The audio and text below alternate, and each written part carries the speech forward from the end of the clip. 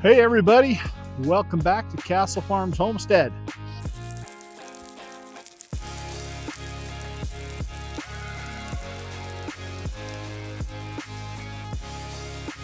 Today is another beautiful day out here on the ranch. And today, while Brady is still working on the inside, getting the insulation done in there, I'll be glad when that project is done. I am going to be working on a project that I was weighing whether or not I should be doing it or not, because there's lots of things to get done on this homestead. But I want to beautify the front of this shed a little bit just to make it look really nice. And so I decided, you know what? It'll be nice to have something that really looks good out here. So we're going to go ahead and do that. Let me show you what we're doing. I don't know about you, but I love the contrast of natural wood on the plain white in a farmhouse setting like this. And so I'm going to build some shutters out of some cedar fence pickets. They'll be a very simple design, easy to make, so it shouldn't take too long. And the nice thing about it is these fence pickets are really inexpensive, so it won't be that expensive to build. Well, what do you think? I think it is gorgeous. I love this cedar wood. All the different variations in color on it. But I think that's just going to be gorgeous up against the white of the shed. So here's the plan for the shutters. Like I said, they're just going to be very simple. I'm going to use 3 pickets here.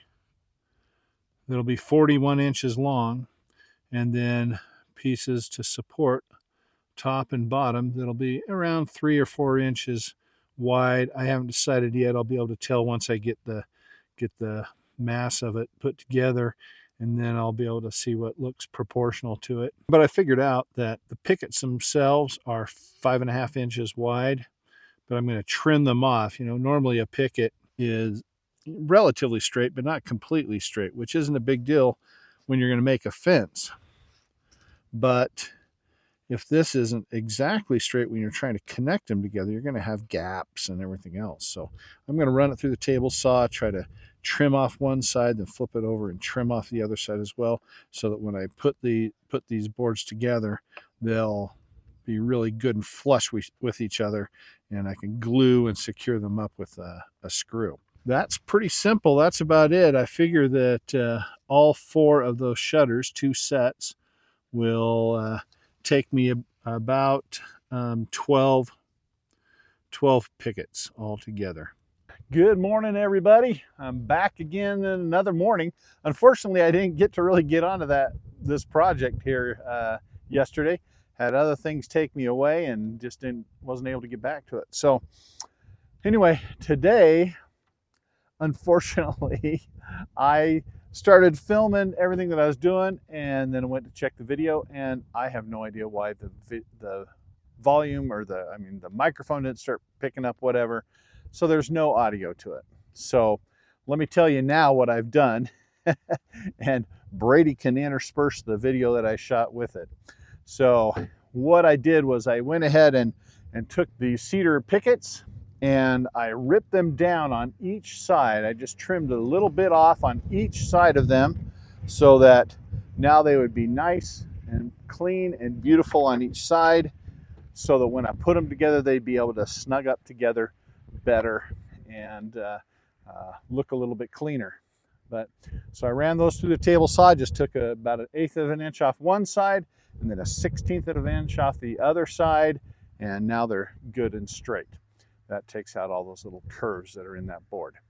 So now I've got them, and I'm going to start putting them together. I got to cut them down to size and then screw and glue them together.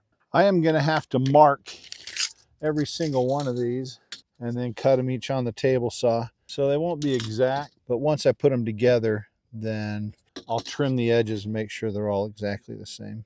These are fairly tall shutters, taller in person than in my mind when I was picturing it. So before I said that I was going to put a cross support on the bottom and top, as I'm looking at these and I'm picturing that in my mind, that would be okay, but I think I'm going to put 3. Put one in the middle also. I think that'll look better. And I'm just trying to decide now how big. I knew it'd probably be around 3 to 4 inches. So I'm just kind of picturing it doesn't really matter, other than I don't want a tiny little slat. I don't want a big, huge, fat one either.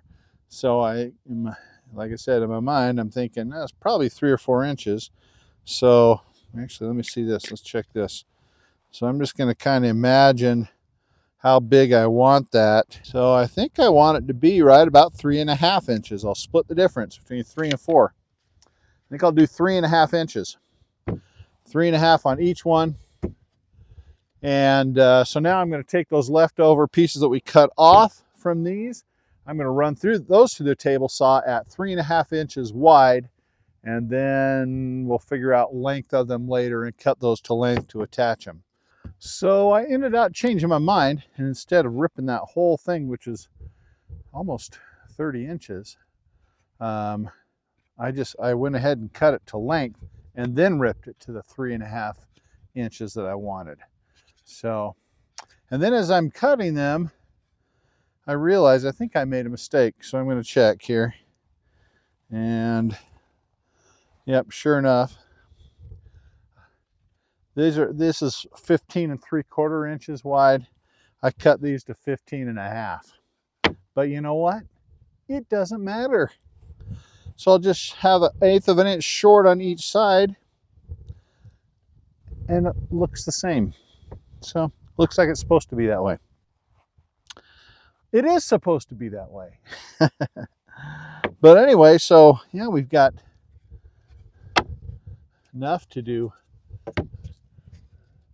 top, middle, and bottom. And yes, I like that. I like that too.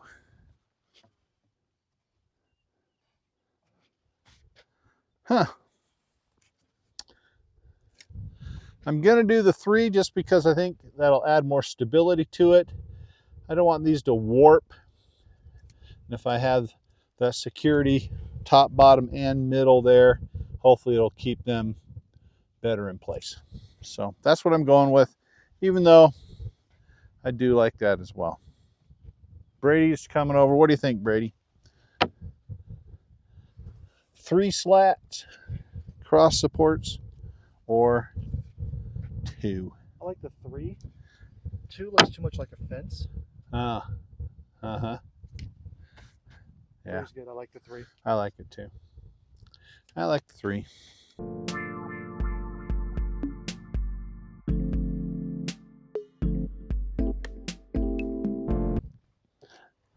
So next thing I'm going to do is I'm going to connect these boards together, and to do that I'm using a Craig jig. If you're not familiar with these, you do any kind of woodwork where you're joining things together, these are awesome. It's not a tool for fine workmanship, but what it really does a good job of joining things together, making them stronger. And basically what it is you put this on the board, and then you drill with this special drill. Has a little tip on the end there. You drill through there, and it creates a hole in the board here where you're going to put the screw through then to attach to the other side, the board on the other side. So you just put that in there, drill that in, pull that off, and then you can attach. Pretty cool. Now that I've selected which side of the board I want facing out, I'm going to flip them all over, because I'm going to work on the back side, and that way all my marks and everything won't show. I'm going to take the square to line these up how I want them lined up again. I'm just going to put a mark across them, the top, middle, and bottom. Same thing on these here, so that when I line them up to screw them together, I'll just put those marks together and get them lined up right. So here's my Craig jig, and what I'm going to do is I'm going to take this, put it on here. Here's my little tool, and I'm going to hold that in place good and tight, and just drill into there. I'll show you what that looks like. So it creates a groove that the screw is going to go into, and a little pocket where this, so it's almost run all the way through. And then when I put my screw in, it'll hit this other board and pull it up into there and tighten them together. So I'm going to do one again, top, middle, and bottom. Then I'm going to do the same thing on this one. That'll connect this board to that board.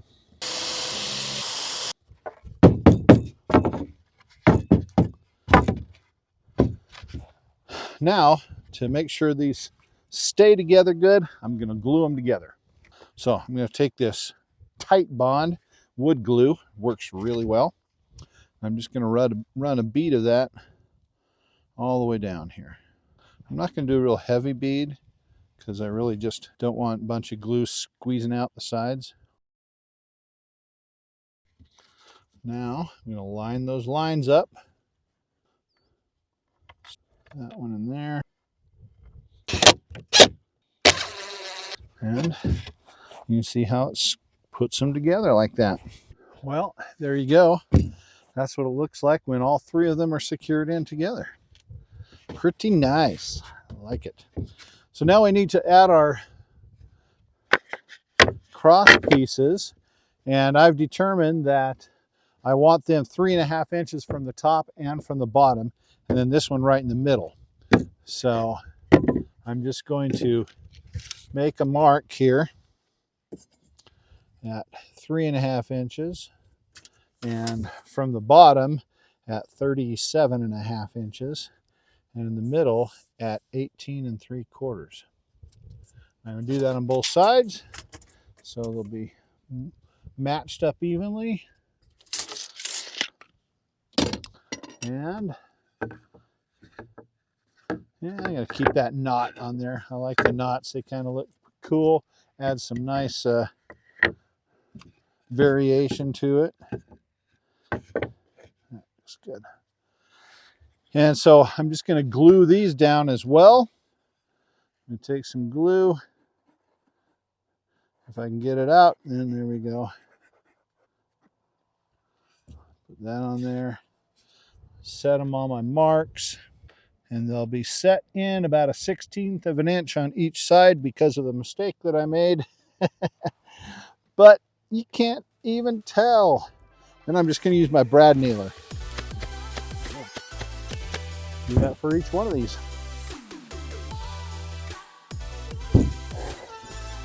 Uh-oh. Oh, what's going on?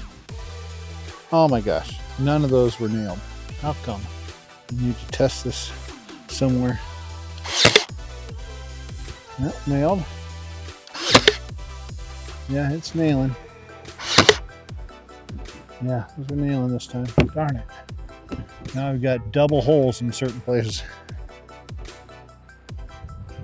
Well, I'm glad I figured that out before it fell apart. Okay. There we go. And there's the shutter. Looks pretty good. I'm pretty excited. Now let's make the rest of them.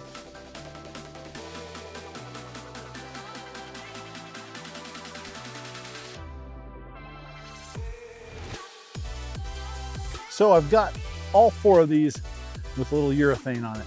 Unfortunately, I didn't buy enough. It's one thing I should know out here. If you're gonna get something, don't get just enough. Always get more than you think you need, because you'll probably need it. So I was able to hit 3 of these lightly.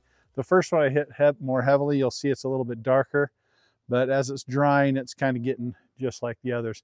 I think what I'm gonna do is come back later with brush on urethane and get it good and covered well so it'll be protected from the elements.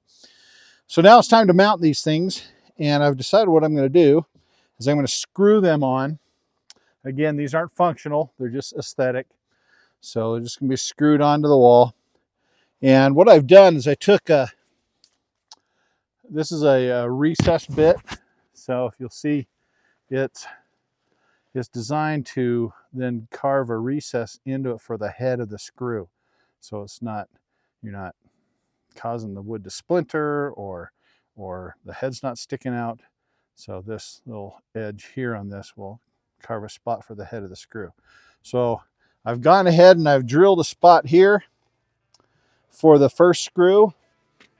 Once I get the first screw in, then I can line things up and get it squared away and then put in my second one. So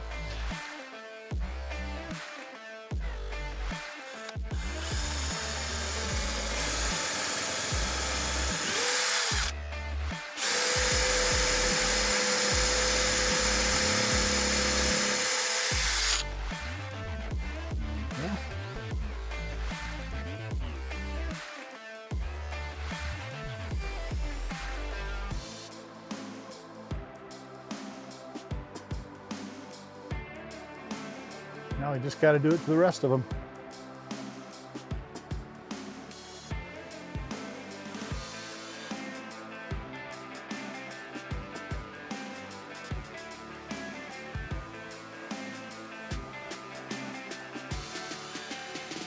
I hope you enjoyed watching us do a little transformation of the front of this shed.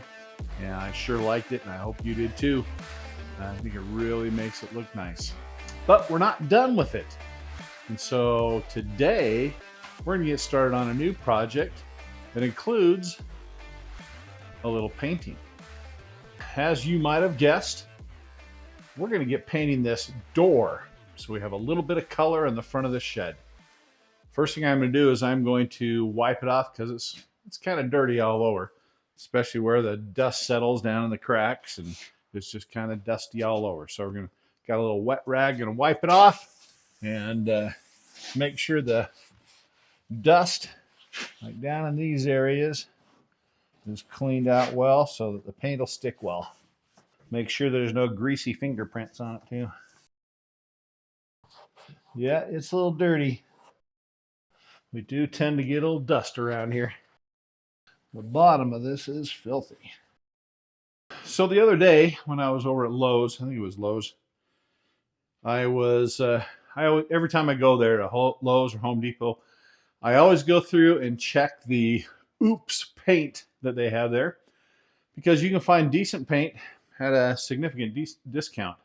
And while I was there just the other day, I found this quart-sized base that's normally $22.98 for $5.80. That's a heck of a deal. So I can paint this thing for $5.80. Is a base, so they're able to color it to what I wanted, kind of, because it is a medium or a mid-tone base. So I couldn't get really those light or real lighter colors. I did want a color that was a little bit lighter than this one, but this was like the next step up. Close enough. And for saving 17 bucks or whatever, I'm okay with that. So I had them tint this. So now I've got a nice, I want to keep it on to say quart-sized gallon. That makes no sense. So now I've got some really good paint to paint the door with for a cheap price. So can't beat that. We're trying to do things on a discount here. So, but before we get painting, I want to tape these.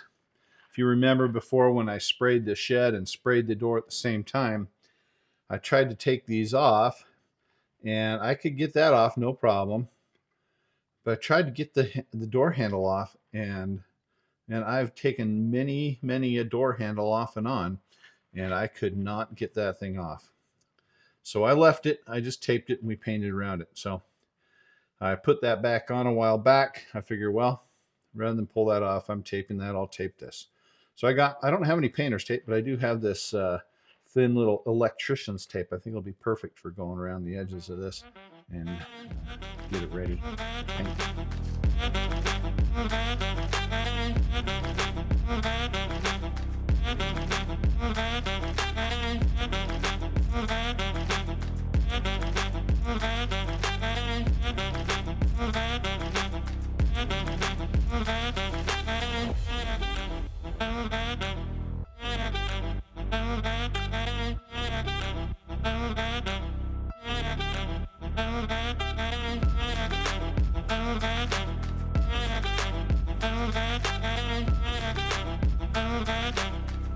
Not my best taping job in the world, but it'll work. I'm sure I'm gonna have to touch it up a little bit.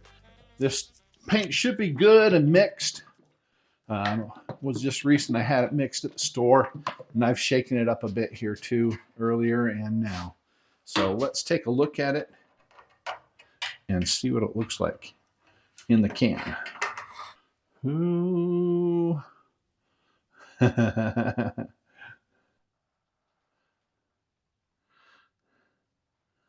Hard to tell exactly on the video, and it never looks the same when it's wet as it does when it dries. But I'm thinking we'll do a little test patch here and see what we think initially, even though, like I say, it'll look different once it dries, but this will give us a start. What do you think from there? Let's get a little closer look. Oh, I think I'm gonna like that. That is actually very close to what I was hoping for. I think as a whole door, it'll be bright enough, but not dark, and not too light. Let's keep it going. I do this all the time. I just got my first drip. I was thinking to myself, oh, I can do it without dripping. Oh, I can do it without getting it on my clothes. I'll be fine. And at some point, it never fails. Next, I'll get myself. Here's a little tip when painting. You start in one place and work your way away from that. Put it on thick as you're going, but then after you put it on, then brush it back again, nice and light, to feather it in with what you've done before.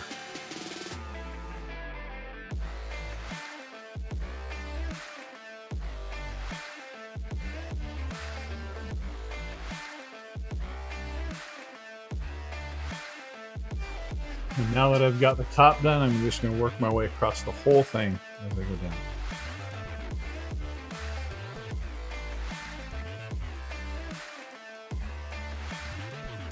Well, there you go, all done for the first coat. I'm definitely going to have to do a second coat as I'm putting it on. No matter what I did, I couldn't get rid of all the white streaks. Putting green on the white, just left a little bit of white all over the place. Let that dry for a little bit, put a second coat on it lightly, cover the rest of that up. It'll be good. I'm going to let it dry for a little bit, wash my brush out.